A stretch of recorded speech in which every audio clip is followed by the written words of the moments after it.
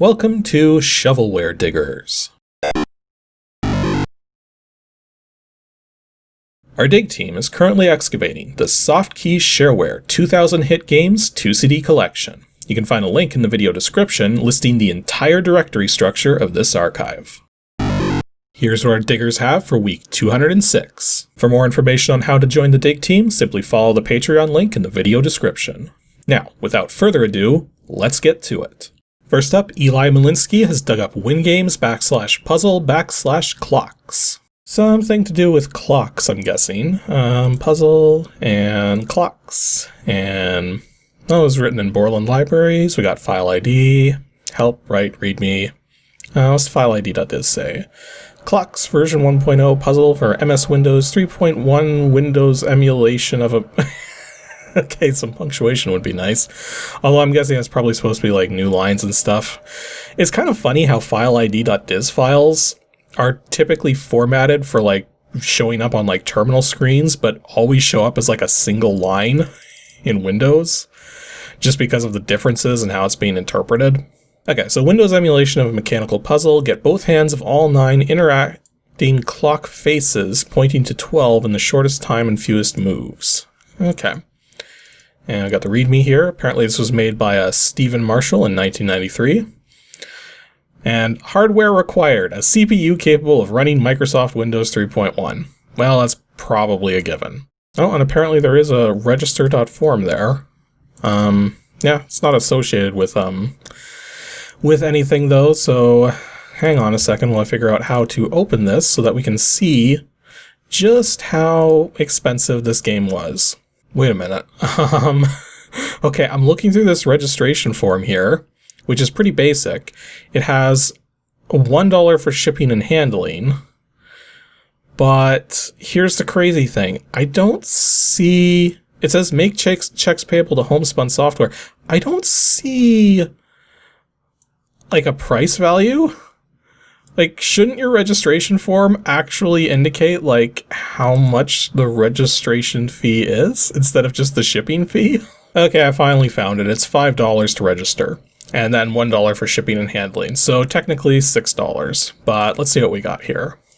So KLOKS version 1.0, Homespun Software, program is Shareware. Oh, it also says the $5 right there. Okie dokie then. Well, we do indeed have a bunch of clocks.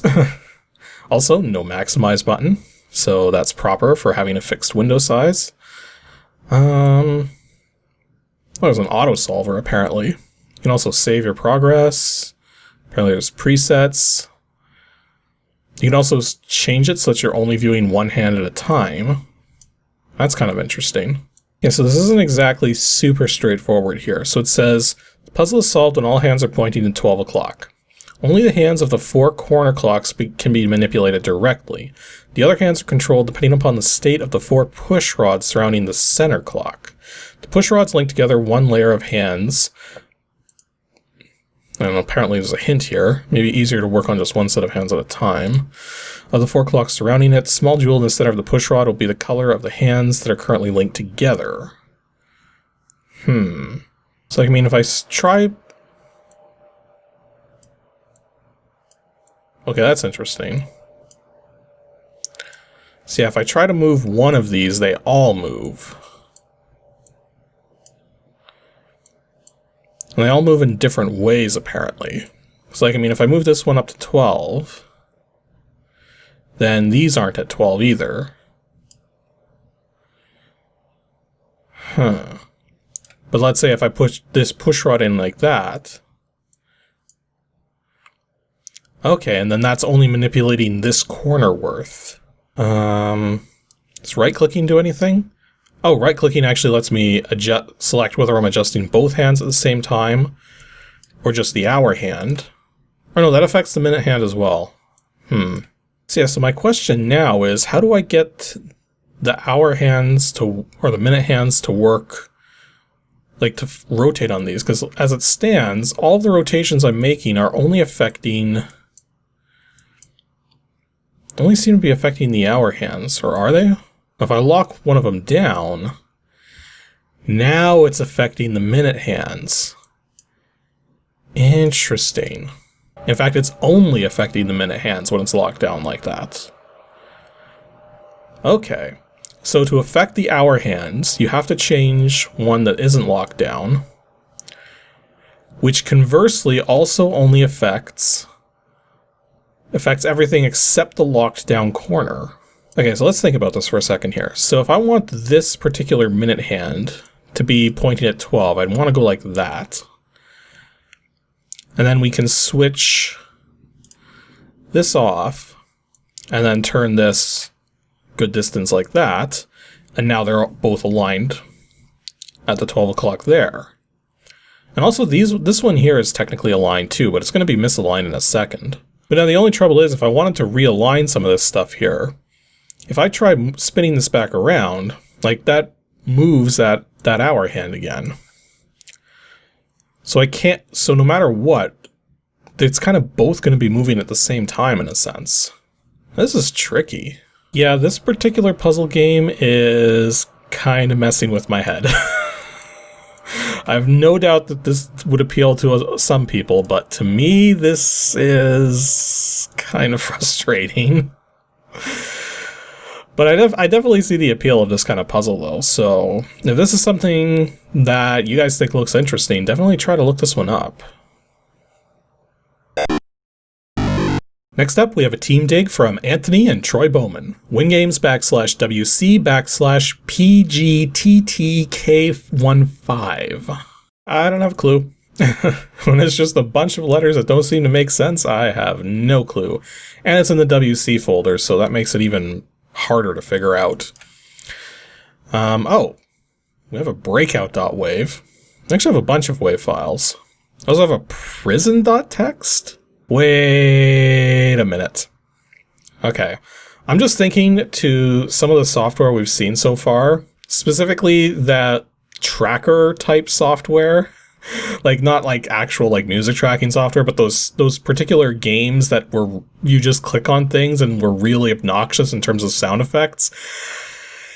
And I've got a funny feeling, this is just a guess, because I think I've seen something like this before, and I think this is going to stand for Prison Guard Tower Tracker. I don't know, I don't know if that's what it's going to be, but that's like just my guess here. So, there's no readme. We do have a write file. Prison Guard Tower Tracker. Oh, we're in trouble.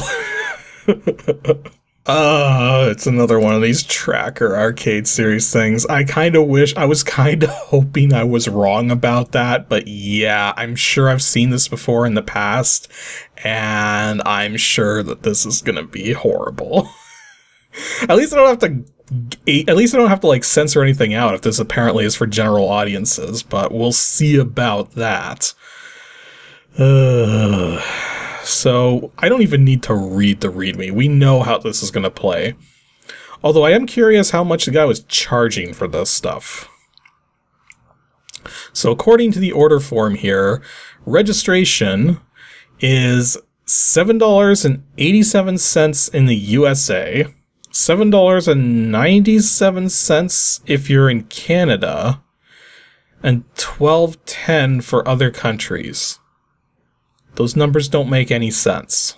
Oh, and apparently there's also a Baby Brat Super Playroom, which I'm going to guess is pretty much the exact same thing. Looking forward to playing that, because it's probably on here somewhere. I don't want to run this. But, well, which one is it's probably this one. Or no, wait, this one's... Actually, yeah, which executable is it going to be?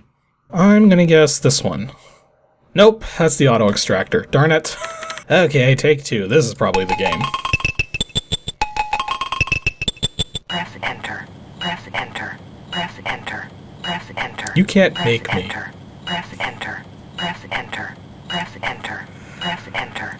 Press enter. Press enter. Press enter. Press enter. Press enter. The game seems very intent that I press the enter key. I don't want to do this. Thank you. Press enter. Press enter. Press enter. Press enter. Okay, telling me to constantly and repeatedly to press enter while I'm trying to read text with soulless people looking into me, probably not a great idea. Okay, here we go. So yeah, this is basically every single one of these arcade tracker games is the same thing. Stuff is gonna show up and then we have to click on it. It didn't even start! Are you gonna let me start the game or what? Well, at least I found a way to interrupt that sound effect.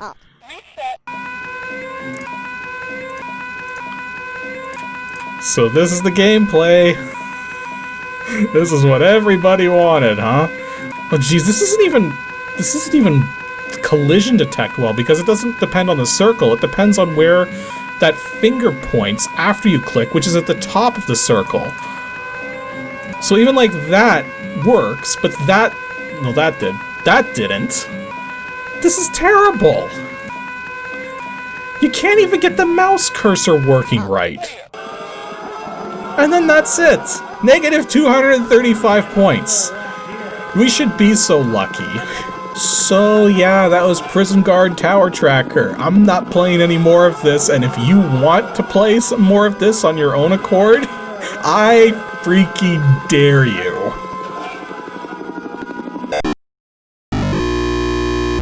Oh, looks like Happy Kitty ran into a failed dig here. WINGAMES /board /Ouija win, and I'm not actually sure why this one failed. Invalid file format.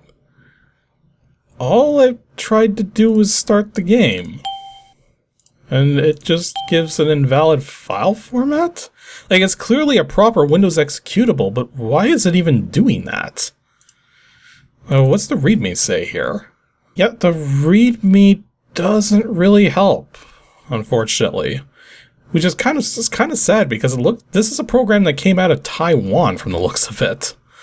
So you don't see a lot of stuff like that. You know what? Maybe that's why it's not working properly, because maybe it's actually looking for particular kinds of files that don't exist properly in a American Windows 3.1 install, or in my case, Canadian Windows 3.1 install.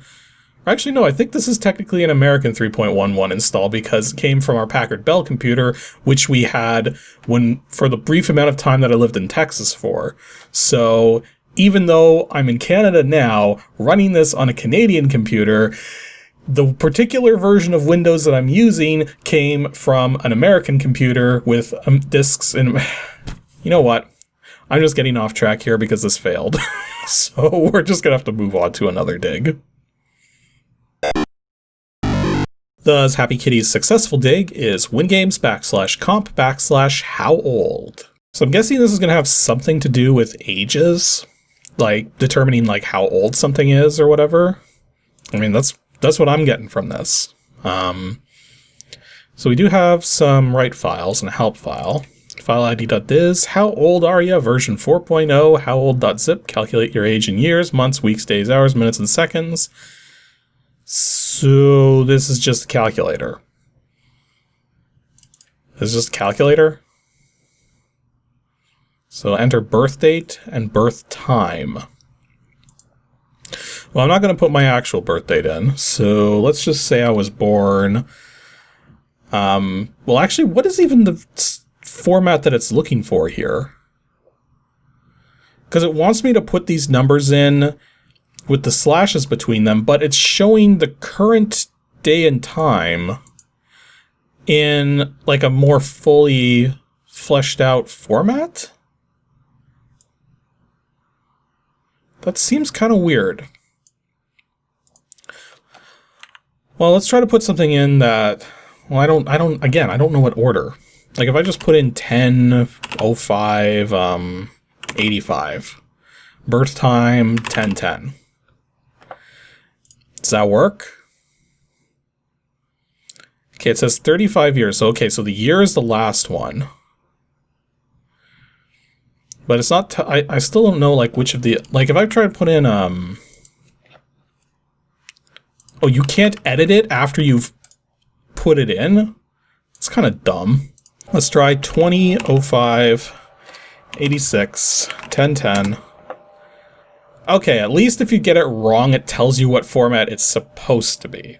Well, since I'm all for breaking things, let's say I was born on February 29th, 1983, which would not be a leap year, at 12:12. Let's see if this screws it up. Well, it said invalid date, but now let's take that one step further. 02/29, but this time let's use an actual leap year, so 1992. And say I was born at 9:40. Okay, so it is detecting the leap years correctly. It's just it's not giving an error if it's like a leap year detection problem. But at least it is figuring that out properly. So apparently, if this was our birthday, which it's not, I was not born on on one of those February 29th days. But anyways, if this was my actual birthday, then I'd be 28 years old, 343 months old, 1,492 weeks old, 10,447 days old, 250,738 hours old, 15,044,290 minutes old, or 902,657,452 seconds old and counting. Also, I was born on a Saturday.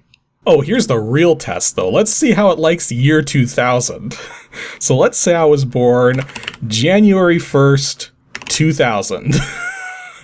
I wonder how this is going to interpret this. So if I put in, let's just say 5 in the morning on the dot, and it detected that as 1900 as opposed to the year 2000, which, I don't blame it, but it's so weird. It's showing like the proper 2020 right here.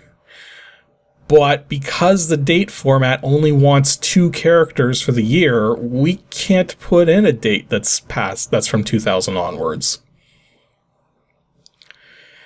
Although this is an interesting test, because if we clear this and we set it to 010100 and set the birth time to 0000, this is currently the oldest that this program can register a person as, because we can't go any further back than 1900. So the oldest this program can say as someone is at this point in time, as of this recording, is 120 years old, 1,449 months old, 6,301 weeks old, 44,108 days old, 1,058,611 hours old, 63,516,712 minutes old, or 3,811,002,720 seconds old. And not counting? You know what? I think I broke it. Because it's not counting that one up. Whoops. Also, we were born on a Monday. So yeah, this is just a really simple age calculation program. If you really needed to know how old you were, dare I ask how much this person was wanting to register? You have a full serial name? What? This is not that advanced a program. Why is there a full serial number and name qualifier thing for the registration? That doesn't make any sense. If I actually just typed in my name as John freaking Doe with a serial number of X123Y456, is it gonna accept this? No. Why is there advanced registration features in a program that is stupidly simple? I could write a program like this in less than 10 minutes. Well, apparently the person trying to sell this thing for $7.50 or $12.50 if you want discs is a Tom Hill for working under the business name of Computer Magic out of New York. Well, Tom, you managed to write one of the simplest programs ever, and yet put one of the more advanced registration systems that I've seen in Shareware into such a simple program. More time was probably spent working on this whole serial number registration thing than on the actual calculator. So, yeah, how old are you? I don't care to know that desperately. Press enter. Press enter. Press enter. Press enter. Press enter. Press enter.